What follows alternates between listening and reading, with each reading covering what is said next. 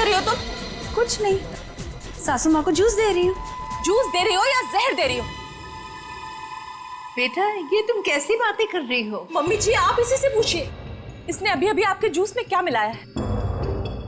सपना बताओ तुमने अभी अभी जूस में जहर मिलाया है ना? मैंने इनके जूस में दवाई मिलाई है ब्लड प्रेशर की। लो, फिर से हमारा फैमिली ड्रामा शुरू हो गया। अच्छा, ब्लड प्रेशर की दवाई? तो फिर पी के दिखाओ इस जूस को। मैं क्यों पीऊं? भाभी आप ये कैसी बात कर रही हैं? आप हमेशा सपना के पीछे हाथ मैं धोकर क्यों पड़ी पीछे रहती हैं? प्लीज एक सेकंड। सपना, क्या तुम्हें मम्मी जी ने कहा था जूस में दवाई मिलाने को? नहीं। तो फिर क्यों मिलाई जूस में दवाई? एक मिनट मैं 2 मिनट का बाथरूम चला गया, आप लोगों ने वर्ल्ड वॉर 3 शुरू कर दी। मैंने ही इससे कहा था जूस में दवाई मिलाने के लिए। सपना आज का डोज भूल गई थी तो मैंने कहा जूस में मिला दो। मुझे बहुत खुशी होती है ये देखकर कि मेरा परिवार मेरा कितना ख्याल रखता है, कितनी फिक्र है सबको मेरी। चलो मुझे जूस दो। I am sorry ladies and gentleman, please enjoy the party. Music please louder.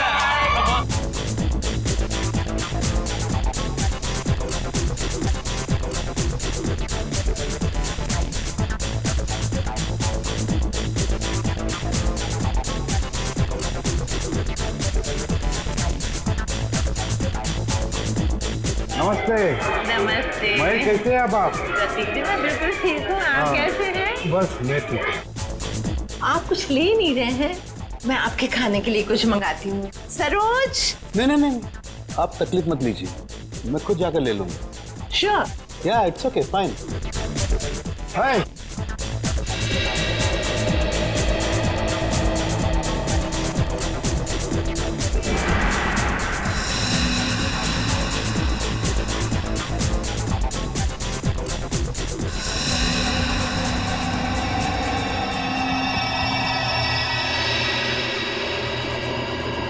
आनंद।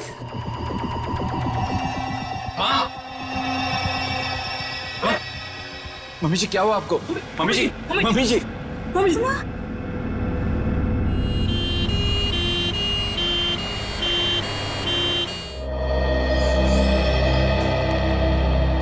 आइए सर, नमस्ते। मेरा ही नाम अहम है सर, मैंने आप लोगों को फोन किया था। अच्छा, अब कैसी है तुम्हारी मम्मी? डॉक्टर से इलाज कर रहे हैं सर, पता नहीं क्या होगा।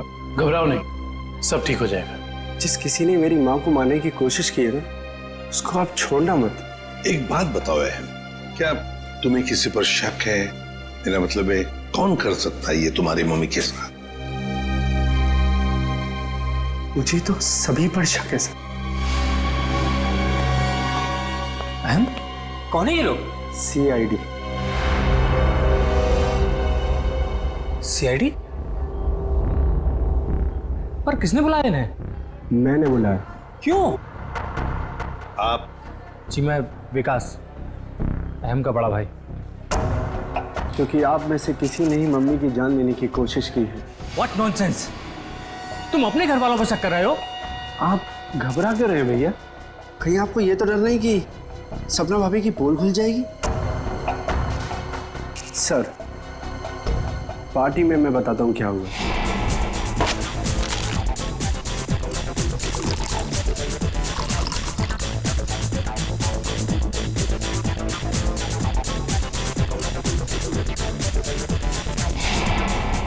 तुम्हारी सपना भाभी पर शक है तुम्हें? Yes sir. सपना कहाँ है? सपना हॉस्पिटल नहीं आई, वो घर पर ही है। वैसे आप कौन है? जी मैं काव्या। हमारी भाभी है सर। सर, अहम बच्चा है, ये आप लोगों को बहका रहा है सर। विकास जी, हम CID वालों को कोई बहका नहीं सकता, समझे? कहाँ है आपकी मम्मी? मम्मी ऊपर ICU वार्ड में है।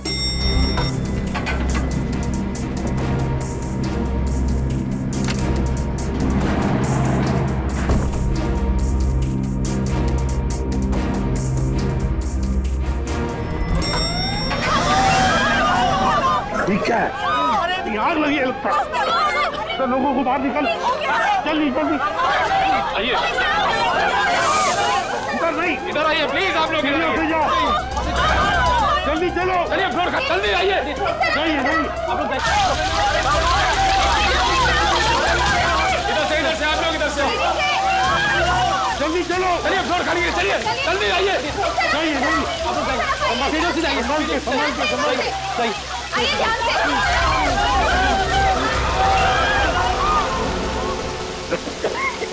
ईशान, ये कोई आग वाला धुआं नहीं है, इसकी गंदी कुछ अलग है। ये धुआं किसी और चीज का है, किसी केमिकल का।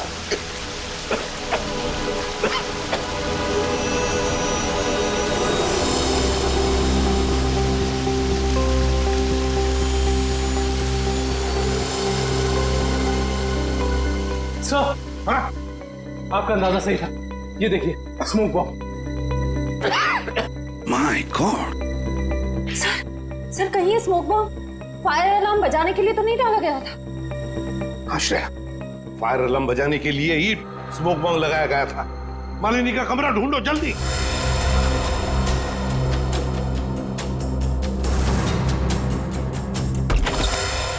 अरे बेड तो खाली है। ये मालिनी जी कहाँ चली गए होंगे? ऐसा लगता है मालिनी जी जान खतरे में। स्टाफ को बुलाओ हॉस्पिटल के वार्ड में से एक मरीज गायब होता है और किसे कुछ पता नहीं। वाह, हम भी क्या करते साहब, जब हॉस्पिटल में भगदड़ मची तो हम अपनी जान बचाने के लिए यहाँ से भाग गए।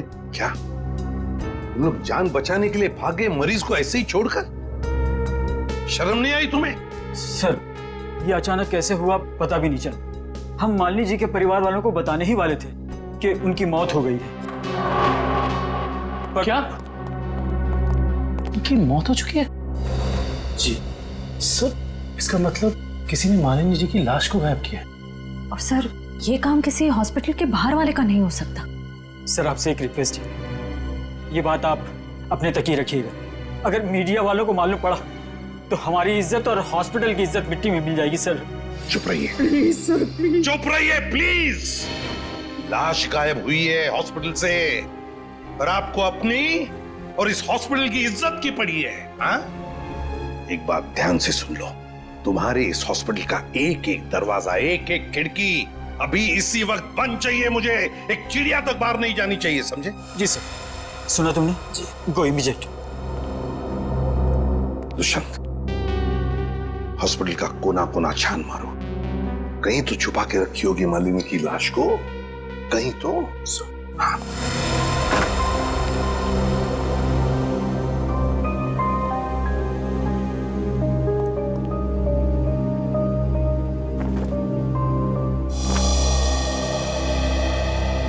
जरा एक बात बताइए, आपके मम्मी के साथ कमरे में कोई था उनकी देखभाल के लिए? जी सर, मेरे पति आनंद वहीं पर थे। आप मम्मी के साथ थे? तो फिर ये सब हुआ कैसे?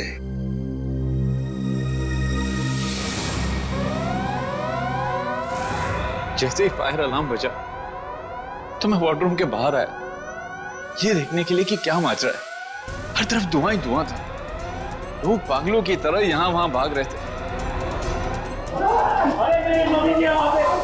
धक्का मुक्की में कुछ लोग मुझे मम्मी जी के वार्डरूम से बहुत दूर ले गए। जाकर भी मैं वार्डरूम तक नहीं पहुंच पा रहा था। किसी तरह जब मैं मम्मी जी के वार्डरूम में पहुंचा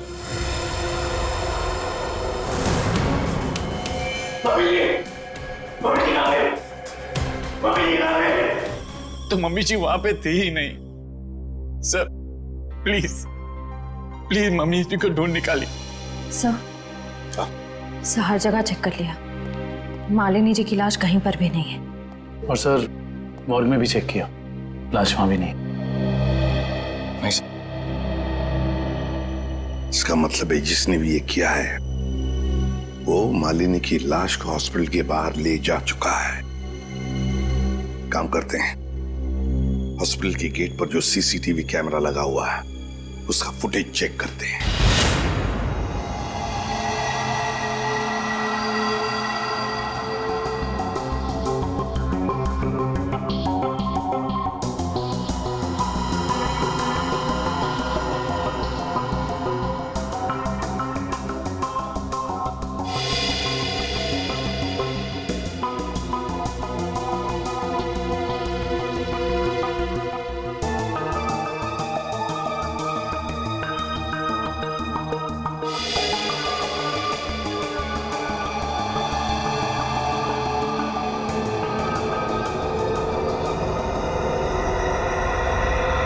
ये देखो, एक झटके में गाड़ी रिवर्स हो गई और हॉस्पिटल के बाहर भी निकल गई। जरूर मुजरिम मालिनी को इसी गाड़ी में लेकर गया होगा। एक मिनट जरा इस फुटेज को रिमाइंड कीजिए, हमें कार का नंबर चाहिए। पॉज करो, जूम इन करो। XYZ5139। सर आप सही कह रहे हैं, या मुजरिम मालिनी जी को इसी गाड़ी में लेके गया होगा। हाँ निखिल, काम करो, कंट्रोल रूम में फोन करके इस गाड़ी का डिस्क्रिप्शन दे दो और उनसे कहो जहां पर भी ये गाड़ी देखे हमें इन्फॉर्म करें लोकेशन। और ये गाड़ी ये तो आग लग गई है।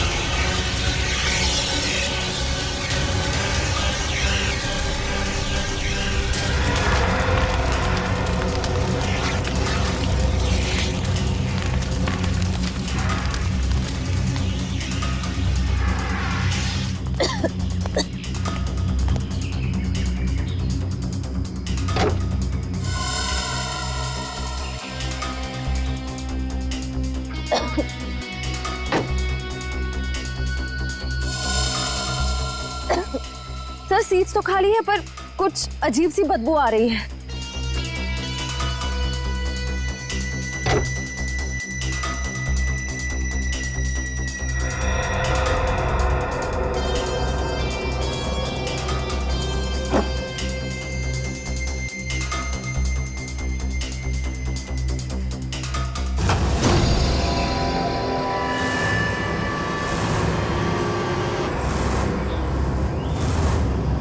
सर ये लाश तो जल चुकी है। शायद सबूत मिटाने के लिए खूनी ने मालिनी जी की लाश को जला दिया।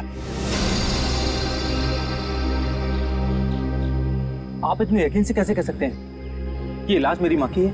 देखिए, ये अंगूठी देखिए, पहचानते हो इसे? तो मेरी माँ की अंगूठी।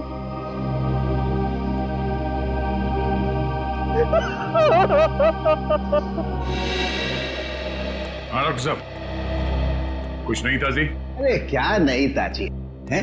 दया, लाशों से बात करना कोई आसान है क्या? और लाश भी जली हुई हो और मुश्किल हो जाती है ना। आप तो हमेशा कहते थे कि सालुंकी के लिए कोई काम मुश्किल नहीं है, वो तो नहीं दया, खूनी ये सोचता था कि लाश को जला देगा तो हमारा इन्वेस्टिगेशन शुरू होने से पहले ही अटक जाएगा, हमारी नैया बीच भंवर में अटक जाएगी। तो इस अटकी हुई नाव को बाहर निकालिए ना सर। हैं? आप कुछ ना कुछ रास्ता तो निकाल ही लेंगे आप। आपको पता है फ्रेडी आपके बारे में क्या बता रहा था? फ्रेडी क्या कह रहा था मेरे बारे में? नहीं, ऐसा कुछ खास नहीं। वो कह रहा था कि डॉक्टर सालुंकी की उम्र हो गई। अब बहुत ज्ञान है आपको। हाँ देखो दया, जो लोग मेरे संन्यास लेने के बारे में सपने देख रहे हैं ना, उन्हें जाके बोल दो अपनी नींद से जाग जाए। मैं संन्यास नहीं लेने वाला हूँ ना, मैं तो इस केस को सॉल्व करने के बाद स्विट्जरलैंड जाने वाला हूँ। कहाँ जाने वाला हूँ? स्विट्जरलैंड। एग्जैक्टली। हम भी चलेंगे आपके साथ स्विट्जरलैंड, पर पहला कदम तो उठाइए इस केस को सुलझाने की ओर। पहला कदम तो उठ चुका है भाई। अच्छा, ये देखो, ये सर बॉडी जलने की वजह से हो गया है? जी नहीं, ये बॉडी को फिनाइल से धोने की वजह से हो गया। क्या इस लाश को फिनाइल से धोया गया? हाँ, खूनी ने लाश को अस्पताल से गायब करने से पहले उसको फिनाइल से अच्छी तरह से धोया ताकि लाश का केमिकल कंपोजिशन ही बदल जाए।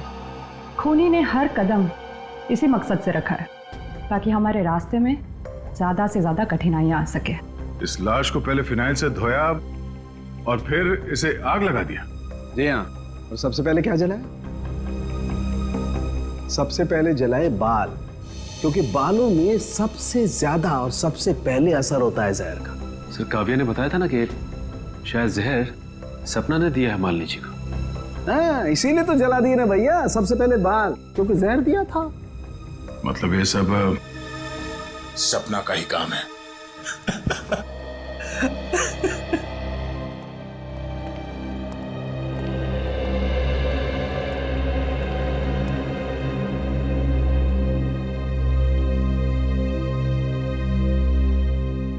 सर आप लोग कुछ पता चला माँ की मौत की वजह क्या थी? जी नहीं, मगर बहुत जल्द पता चल जाएगा। पता तो चल गया है ना सर, सपना ने ही जूस में जहर मिलाया था। बस कीजिए भाभी, इनफ। हर चीज की खाद होती है। डॉक्टर साहब आप बताइए ना इन्हें। देखिए, मैं इनका फैमिली डॉक्टर हूँ। सपना ने जूस में ब्लड प्रेशर की दवाई मिलाई थी, जो मैंने ही उसे कहा था। ओह अच्छा। अच्छा एक बात बताइए, क्या लगता है आप लोगों को कौन कर सकता है ये? कौन मार सकता है आपकी माता जी को? मैं कुछ कहना चाहूँ। आप? जी सर, ये हमारे परिवार के वकील हैं, मिस्टर संजीव। संजीव जी, कहिए संजीव जी, क्या कहना चाहते हैं आप? देखिए सर, मुझे शक तो नहीं है। हाँ, मगर पार्टी के बाद मालिनी जी मेरे साथ एक मीटिंग करना चाहती थी। मालिनी जी आपके साथ मीटिंग करने वाली थी? किस सिलसिले में? अपनी वसीयत बदलने के सिलसिले में। वसीयत बदलना चाहती थी? अच्छा। मीटिंग ही नहीं हो पाई क्योंकि अचानक इनकी तबीयत खराब हो गई। अच्छा संजीव जी, ये बताइए, अभी जो वसीयत है जो मालिनी जी बदलना चाहती थी, क्या है उस वसीयत में? कुछ बता सकते हैं आप? सर, इस वक्त जो वसीयत है उसके हिसाब से आधी जायदाद मिस्टर आनंद के नाम पे है और बाकी बची हुई आधी जायदाद दोनों भाइयों के नाम पे है। वकील साहब ये बताइए कि ये जो नई वसीयत है वो क्या होने वाली थी? सर, यही तो सब डिस्कस होना था, इससे ज्यादा मैं कुछ नहीं जानता। मालिनी जी की अचानक तबीयत बिगड़ गई और मीटिंग हो नहीं पाई। दुष्यंत, पता लगाना पड़ेगा मालिनी जी अगर वसीयत बदलती तो किसका फायदा होने वाला था और किसका नुकसान। अरे आओ आओ भैया, समझो केस सॉल्व हो गया। क्या बात है सर, लगता है लाश से कोई बड़ी जानकारी निकाल ली आपने। रिया जनाब, पार्टी में मालिनी जी के कान से खून बह रहा था ना। हाँ, उसकी वजह पता चल गई आपको? जी हाँ, उसकी वजह थी दया साहब जहर। जहर जिसने ऑरल ट्रैक्ट को यानी कि कान के इस हिस्से को बिल्कुल तबाह कर दिया, बर्बाद कर दिया। देखो, तो जहर की वजह से नस फट गई और कान से खून बहने लगा। और इतना ही नहीं, इनके खून में से हमें बहुत ज्यादा मात्रा में नाइट्रोजन के कंपाउंड्स भी मिले। और तो और इनकी किडनीज में से हमें बढ़ी हुई मात्रा में पोटेशियम और मैग्नीशियम मिला है। और ये सारी चीजें सिर्फ एक ही तरफ इशारा करती हैं, जहर। सर, फिर तो हमें सपना को गिरफ्तार कर लेना चाहिए। नहीं, यहीं पर कहानी में जरा सा ट्विस्ट है। भैया, इनको जहर तो जरूर दिया गया था, लेकिन वो स्लो पॉइजन था, धीमा जहर, जो कोई 1.5-2 महीने से लगातार हर रोज इन्हें दिए जा रहा था। इसलिए जूस में तो जहर होने का सवाल ही नहीं होता। और ये जहर किस चीज के जरिए दिया जा रहा था? खाने पीने के साथ? यार दया, ये गुत्थी थोड़ी सी उलझी हुई है। बट वाई फियर व्हेन सालू के इज हियर? तुम चिंता मत करो, इस जहर से भी मैं सच उगलवा के रहूंगा। ठीक है सर, आप इस जहर से सच उगलवाइए, तब तक मालिनी के घर वालों से सच उगलवाते हैं। क्योंकि वो जूस जो सपना ने मालिनी जी को दिया था उसमें जहर नहीं था। मालिनी जी की मौत स्लो पॉइजनिंग से हुई है। स्लो पॉइजनिंग, धीमे धीमे असर करने वाले जहर की वजह से, जो उन्हें 45 दिन तक रोज लगातार दिया गया था। धीमा जहर? मां को मारने की इतनी बड़ी साजिश? जी, और ये साजिश किसी आसपास वाले की है, जो उनके खाने के साथ, उनकी दवाइयों के साथ छेड़खानी कर सकता था। सर, चाय लीजिए आप लोग। थैंक यू, आप लीजिए।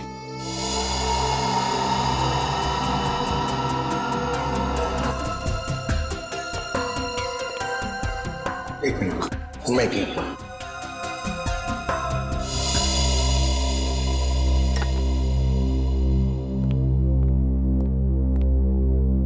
एक बात बताइए, मालिनी जी को रोज दवाई कौन देता था? सर, उन्हें दवाइयां सपना ही दिया करती थी। अच्छा, हाँ, मैं ही उन्हें दवाइयाँ दिया करती थी, पर कभी कभार सासू माँ अपनी दवाइयाँ खुद लिया करती थी, कभी आयुर्वेदिक की तो कभी न्यूरोपैथिक की। तो सपना जी, आपके कहने का मतलब ये है कि जहर शायद मालिनी जी की खुद की ली हुई दवाओं में था? मैं नहीं जानती कि जहर किस चीज में था, मैं तो सिर्फ आपको उनकी आदतों के बारे में बता रही हूँ। चलो ठीक है, हमें वो दवाइयाँ देखनी है। चलिए सर, मैं आपको माँ का कमरा दिखाता हूँ। चलिए।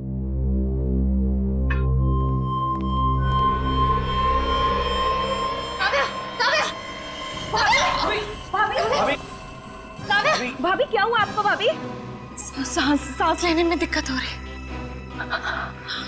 सुरेश, पानी लाओ। अरे पानी लाओ। दुष्यंत, लता इनकी तबीयत बिगड़ती जा रही है, जल्दी से एम्बुलेंस बुला लो और हॉस्पिटल ले जाओ इसे। श्रेया, तुम भी जाओ साथ में।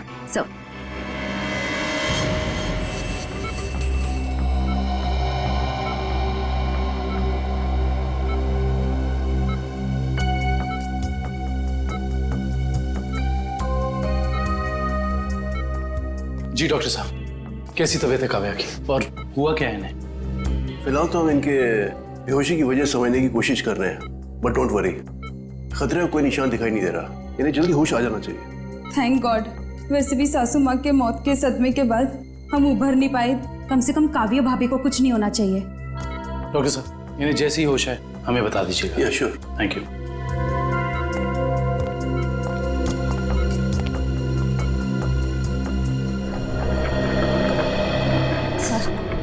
सर, मुझे तो सपना पर शक हो रहा है। वहाँ पार्टी में काव्या के साथ झगड़ा कर रही थी और यहाँ इसे काव्या की इतनी परवाह हो रही है। और श्रेया होना उस चाय में कुछ था जिसे पीते ही काव्या बेहोश हो गई। सर, चाय तो मैंने भी पी थी। थैंक गॉड मुझे कुछ नहीं हुआ। Are you sure Pankaj? Sure मतलब सर? मतलब चक्कर वक्कर तो नहीं आ रहे ना तुम्हें? चक्कर? नहीं सर, चक्कर नहीं आ रहे, मगर पेट में कुछ गड़बड़ लग रही है सर। पेट में गड़बड़ लग रही है, गर्मी हो रही है, कहीं से वो तो नहीं हो गया? पंकज, और अगर तुम्हें सीरियसली कुछ हो भी गया है तो हम हॉस्पिटल में ही है ना। अजीब बात है, ये काव्या का पति आनंद अभी तक आया नहीं। पंकज, उसका नंबर ट्राई करो।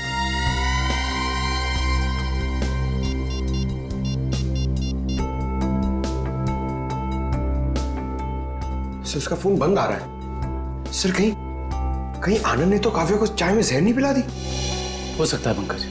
सर, अगर चाय में जहर था तो हो सकता है कि नौकर भी शामिल हो। सर, क्या कहा डॉक्टर ने? क्या हुआ काव्या को? सर, डॉक्टर के मुताबिक काव्या की चाय में जहर था और पंकज रिपोर्ट से ब्यूरो गया है। काव्या की चाय में जहर था?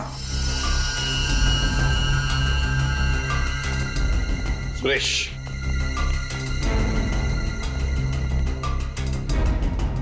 तो बताओ सुरेश, चाय में जहर कहां से आया? चाय में जहर कहां से आया? मैंने कहा था जहर डालने के लिए, ना मैंने डाला सर। सब पता चल जाएगा।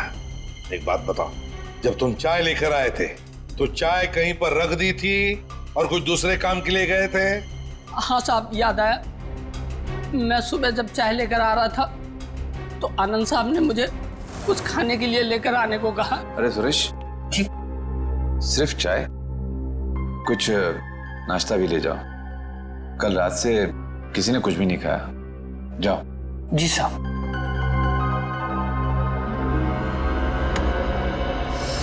आनंद कहाँ है? सर, ये अपने रूम में सो रहे हैं।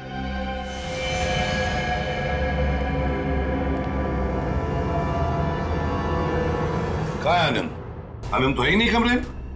पता नहीं सर, अभी तो भैया यहीं सो रहे थे। फोन करके बुलाओ।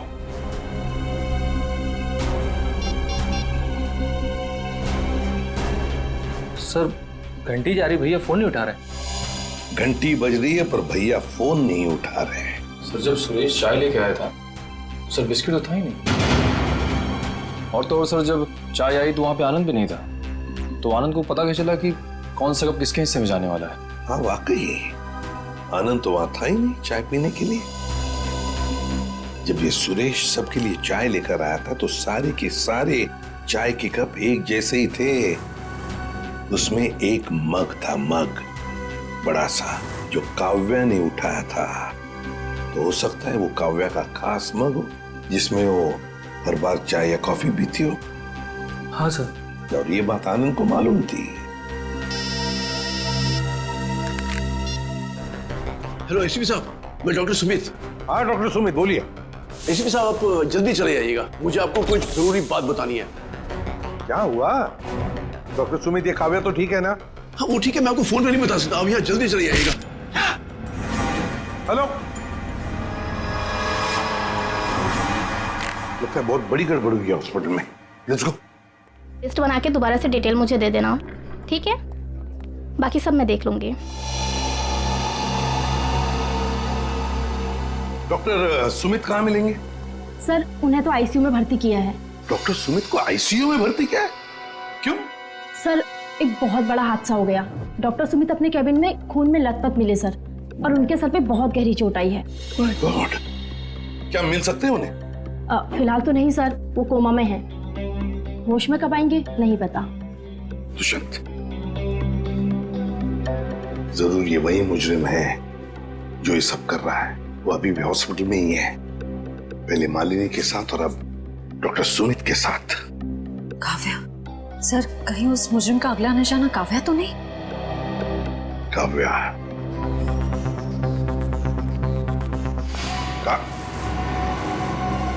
काव्या कहाँ चली गई सर? कहीं काव्या को भी तो गायब नहीं किया उसने? श्रेया, ये जो भी कोई है, अगर इसने काव्या को भी गायब किया तो वो हॉस्पिटल के मेन गेट से ही बाहर जा सकता है। और सर शायद डॉक्टर सुमित को भी उस खूनी के बारे में पता चल गया होगा, इसलिए उन पर भी हमला हुआ।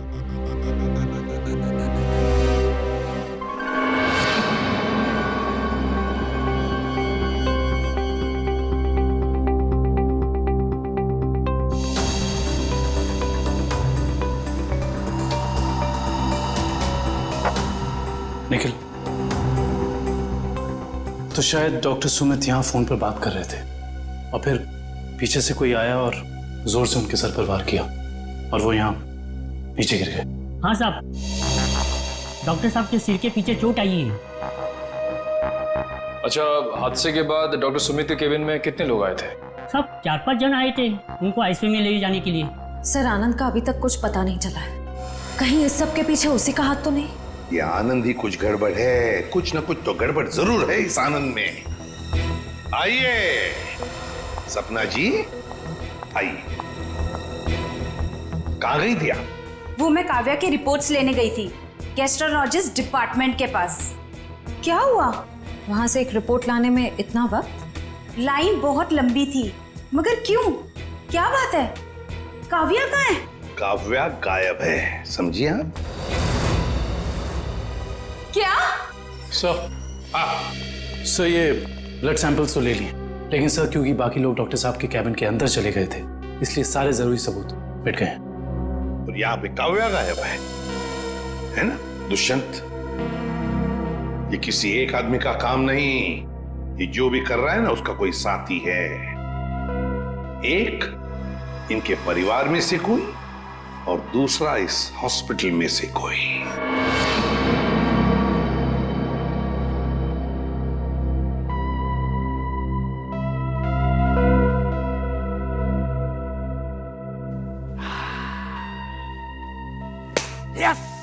Yes, eureka! डॉक्टर साहब, क्या हुआ? ये फॉरेंसिक लैब में जश्न का माहौल? अरे हाँ भैया, जश्न का माहौल तो हो गई। स्विट्जरलैंड की हसीन वादियां पुकार पुकार के कह रही हैं, सालुखे आजा रे तू आजा, तेरा इंतजार है। मतलब आपको पता चल गया कि वो लाश के अंदर जहर कहां से गया? जहर बॉडी में आया था दांत से। दांतों से जहर? हाँ सचिन, मालिनी ने 2 महीने पहले ही अपने दांतों का रूट कैनल करवाया था और इस ऑपरेशन के दौरान उसके दांतों में जो मर्क्यूरी का इस्तेमाल किया गया था वो मात्रा में बहुत ज्यादा थी। मर्क्यूरी अपने आप में एक जहर है ना डॉक्टर साहब? बिल्कुल।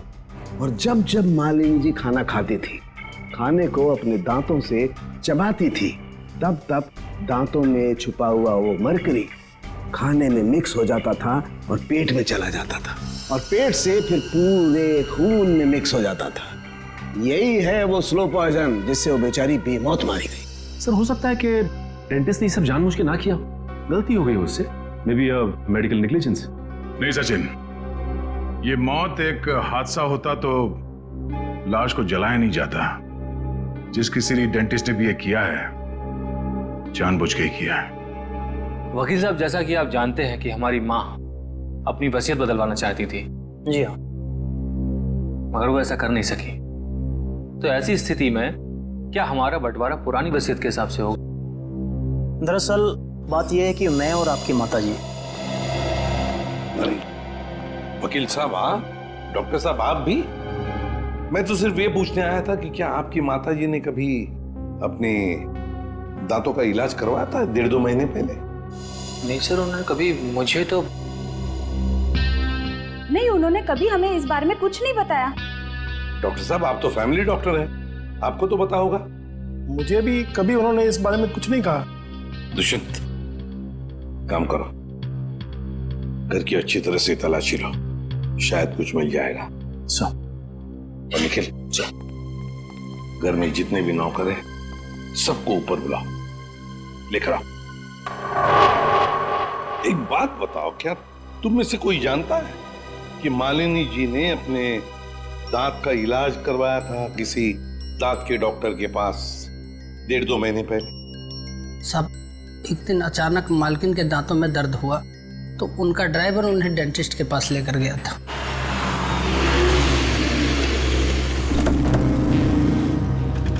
सर, यहीं पे छोड़ा था हमने उन्हें। उसके बाद किधर गई वो तो मालूम नहीं मुझे। ठीक है, आसपास जितने भी डेंटिस्ट है ना, सब चेक कर लेते हैं। तुम लोग उधर देखो।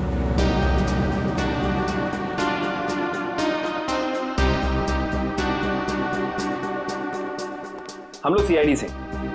क्या ये कभी आपके यहाँ इलाज कराने आई थी? No, I don't think so. यहाँ पर आए हैं। यहाँ से देखिए, ये 2 महीने पुरानी बात है। नो सर, ये लेडी कभी हमारे वहाँ इलाज के लिए नहीं आई। नहीं, मुझे नहीं लगता है यहाँ पर आए हैं। आई नॉर्मली मैं पेशेंट्स को याद रखती हूँ अपने। Thank you very much. Thank you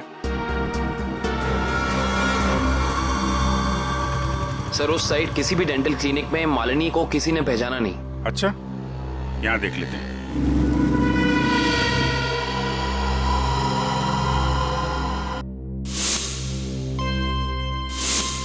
CID वाले आ गए। तुम्हें मालूम है ना तुम्हें क्या करना चाहिए?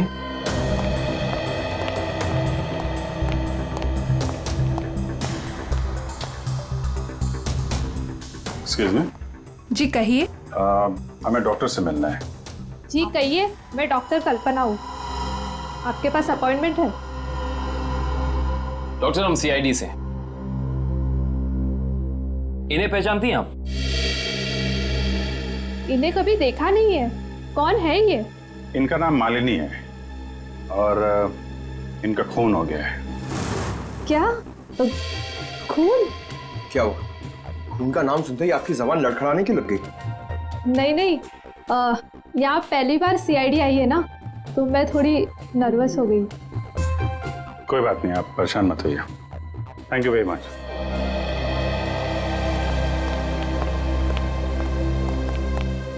अरे सर, आप लोग अभी तो आज इतनी जल्दी जा रहे हैं? डॉक्टर प्रतीक ने ठीक से इलाज नहीं किया क्या? डॉक्टर प्रतीक? यहाँ तो कोई लेडी डॉक्टर है ना? No no, no lady, no lady, only gents, only gents. Doctor Prateek. अच्छा अच्छा।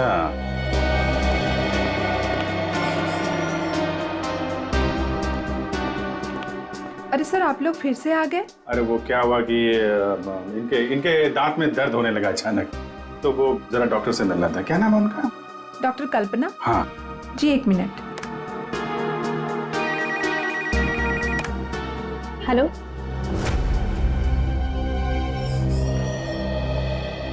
क्या हुआ सर?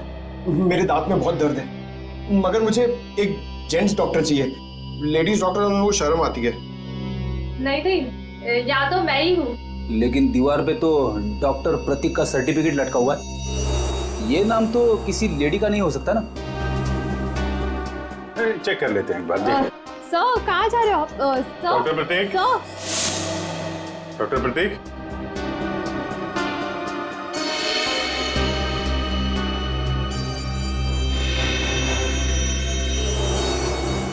अरे डॉक्टर साहब क्या कर रहे हैं?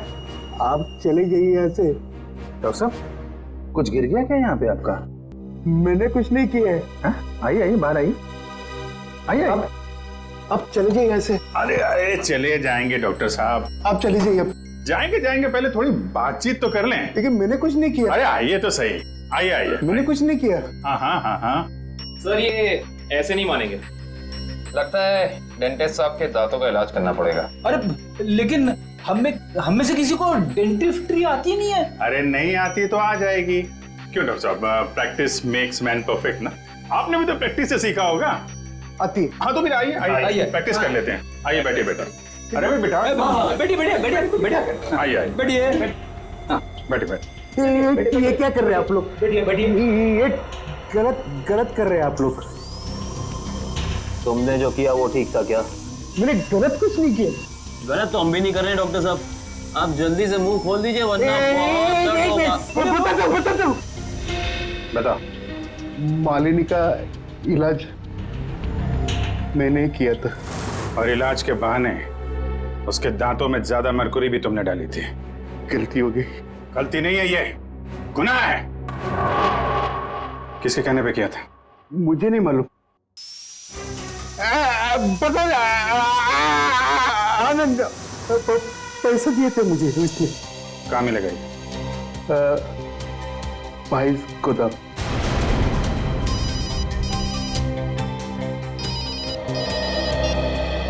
हाँ डॉक्टर सालुंके,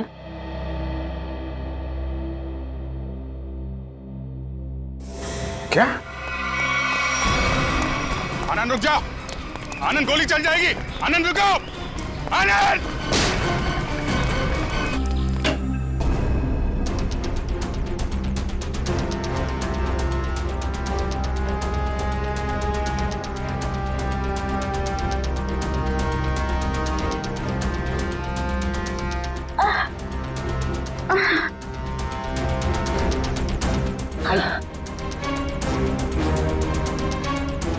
चलिए।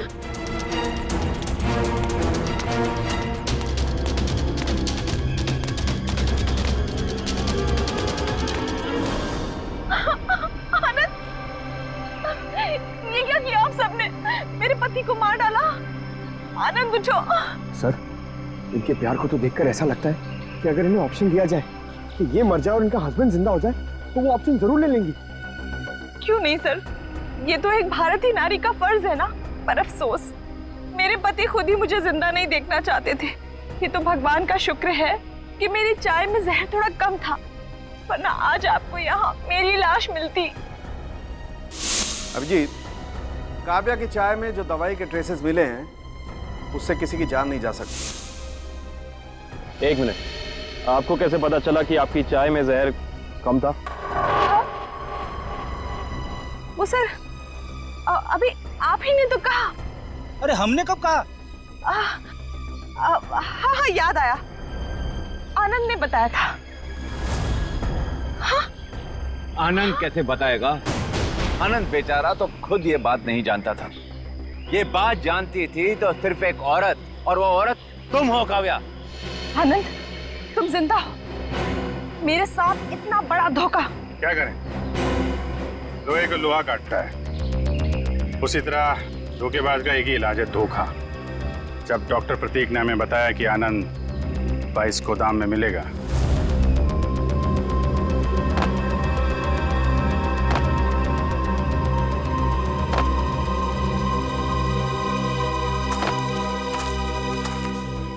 तो हमने यहाँ पहुंचकर देखा कि वो बेचारा बंधा पड़ा है।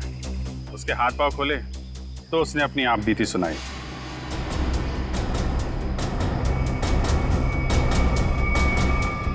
किसने किया ये सब? है ये सब मेरी बीवी काव्या ने किया है सर। हाँ, कहीं कहीं छुपी हुई है। बस फिर क्या, हमने आनंद के साथ एक छोटा सा खेल खेल लिया, तुम्हारा असली रंग सामने लाने के लिए। तो ये सब ड्रामा था, लेकिन असली ड्रामा तो अब शुरू होगा। पीछे मुड़ के देखो।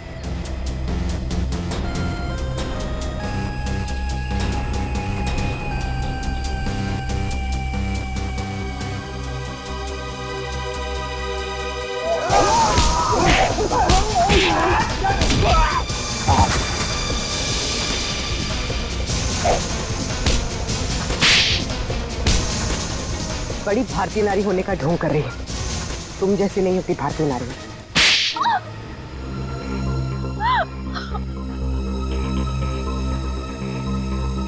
सासू माँ ने आधी जायदाद आनंद के नाम कर दी थी, पर आनंद अपने भाइयों से बहुत प्यार करता था, तो वो अपनी जायदाद का हिस्सा भी अपने भाइयों को देना चाहता था।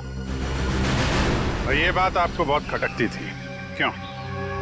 मुझे पता था सर, मुझे पता था कि वो सासू माँ पे दबाव डालेगा वसीयत बदलने के लिए। इसलिए तुमने उन्हें डॉक्टर प्रतीक के पास भेजा, उनकी दांत की तकलीफ का फायदा उठाकर, ताकि इससे पहले कि वो अपनी वसीयत बदले उनकी मौत हो जाए। हाँ सर, और मैंने प्रतीक से कहा अगर वो पकड़ा जाए तो मेरा नहीं आनंद का नाम ले, ताकि आपके सास यानी मालिनी जी के खून के जुर्म में आनंद यानी आपका पति फंस जाए, जिससे 25 करोड़ की आधी जायदाद आपकी हो जाए।